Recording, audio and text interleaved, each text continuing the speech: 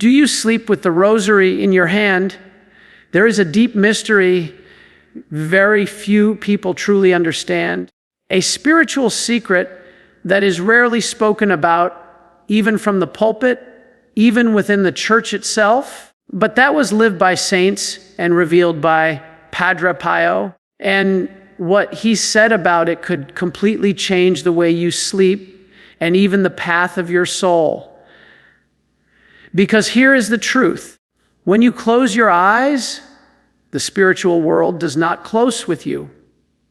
While your body rests, your soul remains present and sensitive and even more open than it is during the day. And maybe you've already felt this without knowing what it was. Those nights when you wake up exhausted after hours of sleep, that strange restlessness with no clear reason, those dreams that felt like more than just dreams, that subtle unease that follows you into the morning like a shadow you can't shake, that is not random. And Padre Pio knew exactly why it happens. Before we go any further, if you believe in the power of Padre Pio's intercession, write in the comments right now, Padre Pio, protect my sleep. Let that be your first act of faith today. Stay until the end, because what Padre Pio revealed about what truly happens to the soul during the night is something most people have never been told. And once you understand it, you will never think about sleep the same way again. There is a reason why throughout Scripture God chose the night to speak, not the afternoon, not the busy morning hours, the night. He spoke to Jacob in a dream, showing him a ladder that reached the heavens. And Jacob woke up saying something that has stayed in the memory of the church for thousands of years. Surely God was in this place, and I did not know it. He spoke to Joseph through visions that changed the course of an entire people. He spoke to Samuel in the stillness of a dark room, calling his name so gently that the boy didn't even recognize it as God at first. The night has always been a time of encounter, not emptiness, not just physical recovery, a space where the noise of the world falls away and something deeper becomes possible. But here is the tension that Padre Pio never let people ignore. The same openness that makes the soul receptive to grace also makes it vulnerable to disturbance. And this is the part most people are never told. The night is not spiritually neutral. It never was. Padre Pio himself spoke about this with a directness that surprised even those who considered themselves spiritually mature. He said that many souls experience their deepest struggles not in the chaos of the day, but in the silence of the night. Not through dramatic events, not through anything that could be easily named or explained, but through a slow, quiet erosion, a restlessness that builds without a cause, an anxiety that arrives at bedtime like an uninvited who refuses to leave, a heaviness that greets you in the morning, even after 8 hours of sleep, as if you worked through the night without knowing it. He believed the soul, in its openness during rest, can be touched by grace, but can also be unsettled by what he described as spiritual interference. Not theatrical, not the way popular culture imagines it, but subtle, consistent, working through the interior life, through the imagination, through those fragile, half-conscious moments between waking and sleep where we are neither fully present nor fully gone. Stop for a moment. How many people do you know who sleep badly, who wake up tired, who carry a low-level anxiety that has no obvious source? It is far more common than we admit. And Padre Pio was already speaking about its spiritual dimension decades before anyone had words like sleep disorder or chronic stress. He saw it for what it often was, a soul that had been left unprotected at the threshold of the night. And his answer was always the same: the Rosary, not as a superstition, not as a ritual performed out of obligation, but as something Padre Pio described with a word that might surprise you.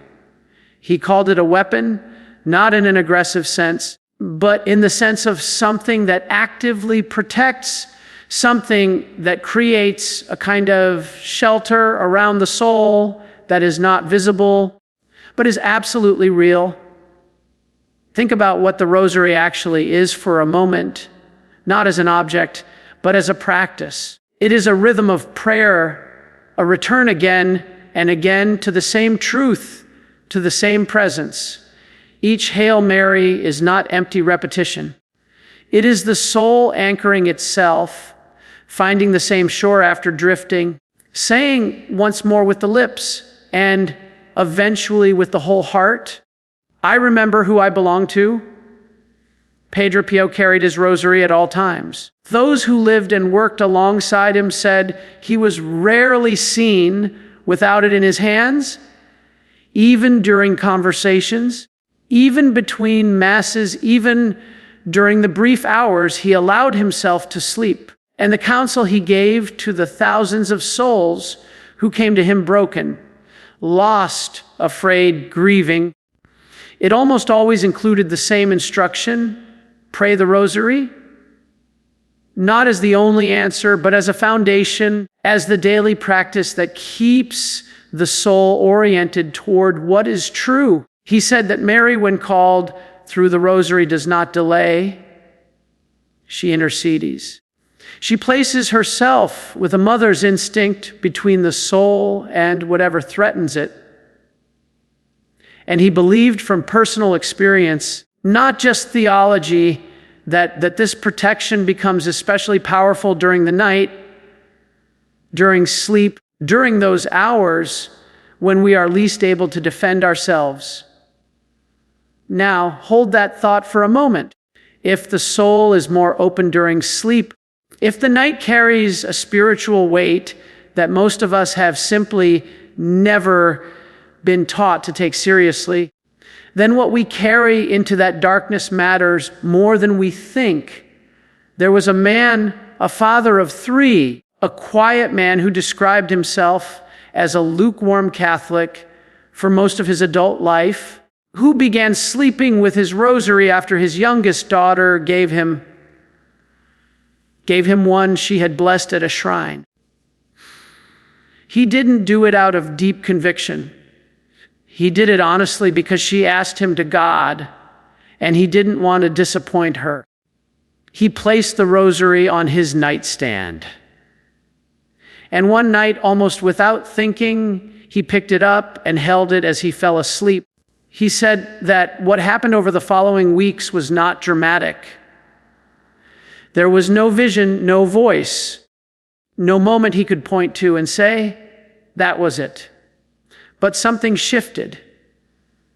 The nightmares that had been visiting him for years, rooted in a period of real darkness in his past, began to fade.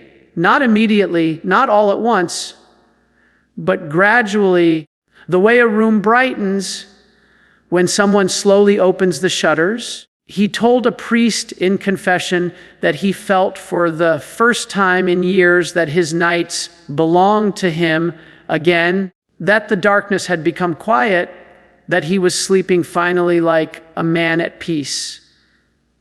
He still holds the rosary every night. Years later, that kind of change doesn't come from an object. It comes from what the object represents and from the disposition of the soul that holds it. It comes from grace, quiet, patient, persistent grace working in the hidden hours of the night. And this is exactly what Padre Pio pointed to when he spoke about the soul during sleep. When you hold the rosary as you fall asleep, you are doing something that goes beyond words, because you may be too tired for long prayers. You may not have the energy for a full examination of conscience or a structured devotion. But your hands remember. Your hands can hold what your mind is too exhausted to articulate. And that simple physical act, fingers wrapped around beads that have passed through decades of prayer, carries an intention that the soul understands, even when the conscious mind is already drifting. You're saying without saying anything, I belong to God. I entrust this night to Mary. Whatever happens in this darkness, I am not alone in it. The soul hears that. The soul responds to that. Padre Pio taught that spiritual habits form the interior life in ways we cannot always observe directly. We don't see the change as it happens. It is like the slow work of water on stone, invisible in the moment, undeniable over time. The practice of sleeping with the Rosary night after night teaches the soul something that cannot be taught any other way. It teaches trust. It teaches surrender. It teaches the soul to rest, not just physically, but completely, to lay down not only the body, but the fears, the unresolved tensions, the burdens that have no easy answer. And if we are honest, that is the hardest thing most of us are asked to do. We are people who hold on. We hold on to our problems, turning them over in our minds as we lie in the dark. We hold on to our fears, rehearsing worst case scenarios with a thoroughness that would impress any strategist. We hold on to our resentments, replaying conversations that hurt us, sharpening our responses to people who will never hear them. We hold on to our need to control what comes next, as if the right amount of mental rehearsal could guarantee that tomorrow goes according to plan. The Rosary held in the hand as sleep approaches is a quiet invitation to release all of that, not into a void, not into uncertainty, but into the hands of a mother who has never stopped interceding for her children, and into the care of a God who, as the psalmist wrote with quiet confidence, grants sleep to those he loves. But Padre Pio was also clear, and this matters, so stay with it for a moment, that the Rosary is not a charm. It is not a spiritual shortcut. It is not something that works automatically regardless of the life being lived around it. Holding a rosary while carrying a heart close to God is not protection. It is contradiction, a gentle one. God is never indifferent to even the smallest gesture of faith, but a contradiction nonetheless. The Rosary has power because of what it connects us to, and that connection asks something in return, not perfection. Padre Pio knew better than most what it meant to be human, to struggle, to fall and get up again. What it asks is sincerity, a genuine turning of the heart, however imperfect, however slow, toward God. This is why he always spoke of the Rosary alongside other practices, confession, which he called the sacrament that renews the soul from the inside out, the Eucharist, and the daily examination of conscience, which he considered essential and which takes no more than 5 minutes, but changes everything about how a person ends their day. Here is what he encouraged, and it is simpler than most people expect. Before you lie down, take a few quiet minutes, not for a complicated prayer routine, just for honesty. Look back at your day the way you might look back at a path you've walked, not to judge every step, but to notice where you lost your footing. Where did I close my heart today? Where was I less patient than I could have been? Where do I need to ask forgiveness from God, from someone I love, from myself? Don't carry that weight into the night. Give it to God, Say it simply in your own words, the way you would speak to someone who knows you completely and loves you anyway, because that is exactly who you are speaking to. If you have holy water at home, use it. Make the sign of the cross. Ask God's blessing over your room, your sleep, the space where you are most vulnerable. This is not superstition. It is one of the oldest practices of the church, the sanctification of ordinary spaces. The quiet insistence that the sacred is not confined to a building, but is present wherever we invite it. Then take the Rosary. You don't have to pray the full 15 or 20 decades. One decade prayed slowly, really slowly, letting each word mean something is enough to shift something in the soul. And if you fall asleep mid-prayer, don't worry. Padre Pio said this with a warmth that people remembered. Mary understands. She takes the intention, she receives the effort. She is not a God of perfect performances. She is a mother. Hold the Rosary as you lie down. Let your hands rest around it naturally and say in whatever words come most easily, Lord, I place my soul in your hands tonight. Mary, watch over my sleep. Whatever does not come from God, keep it far from me. That is enough.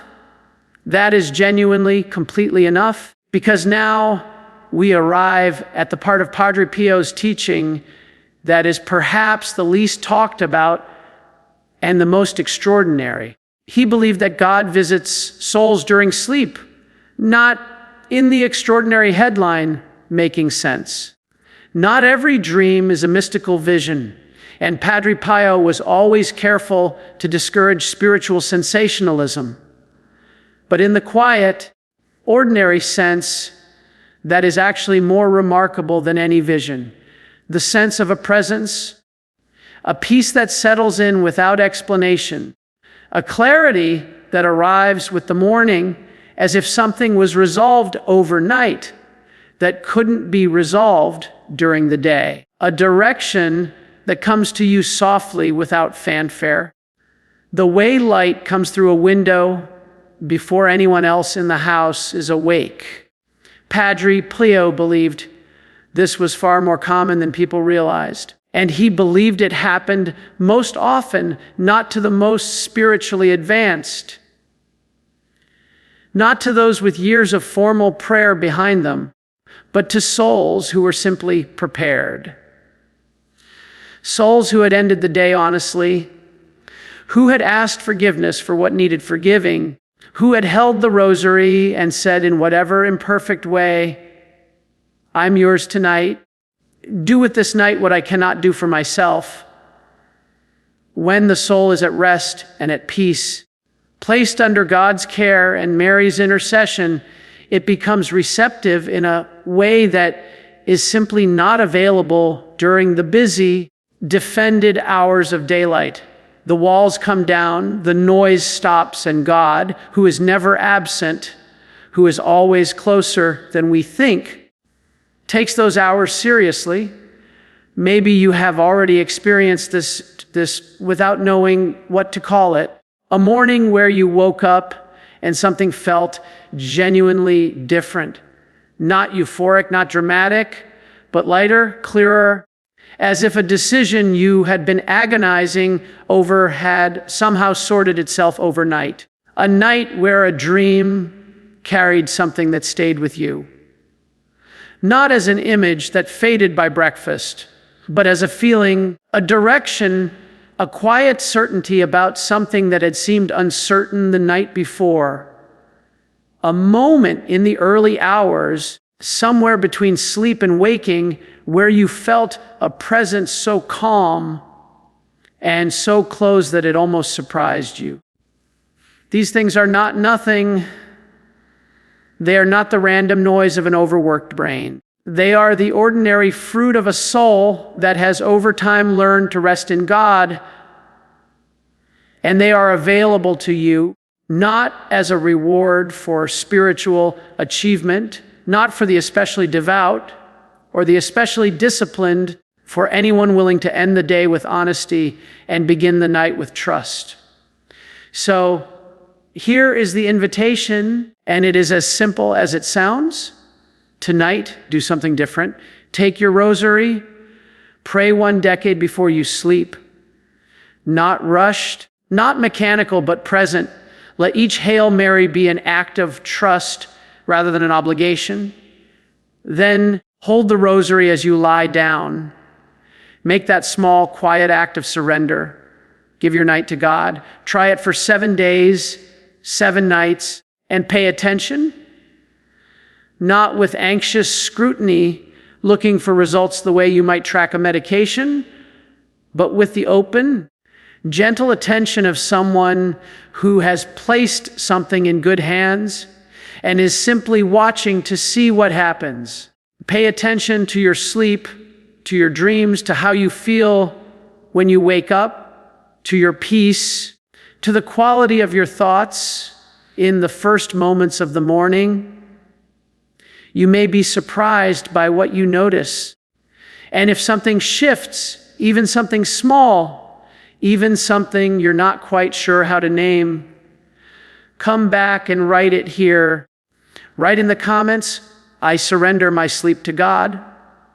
Not as a formula, as a declaration, because there is something powerful about putting words to a decision, even in a comment, even among strangers.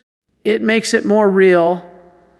It commits the soul in a way that silent intention sometimes doesn't. If this reflection touched something in you today, please share it. Not because this channel needs the numbers, but because you probably know someone who struggles with their nights, someone whose sleep is restless, and whose mornings are heavy, someone who carries anxiety into the dark and can't seem to leave it there, a friend, a parent, a sibling. Sometimes the most loving thing we can do for someone is to pass along something that brought us peace. Send them this video. Let them find their way to it. And if this kind of content, rooted in faith, in the depth of the Catholic tradition, in the real and human wisdom that Padre Pio carried, if this is what you come here for, then please subscribe. Leave a like on this video. Consider becoming a member of this community. Everything shared here exists for one reason: to help souls find their way back to peace, to God, and to each other. Your support makes that possible, and it matters more than you know. Because every soul this reaches is one more person who goes to sleep tonight a little less alone. Leave the last word to Padre Pio. He said it simply, the way all the deepest truths are simple. Pray, hope, and don't worry. Not because the night is always easy. Not because the darkness never feels long, but because worry in the end adds nothing to the morning. And prayer, quiet, faithful, held in the hands even when the words run out, changes something that nothing else can reach. Your soul is not alone in the dark. It never was, and tonight you can choose to remind it of that truth. Hold the rosary, close your eyes, and rest.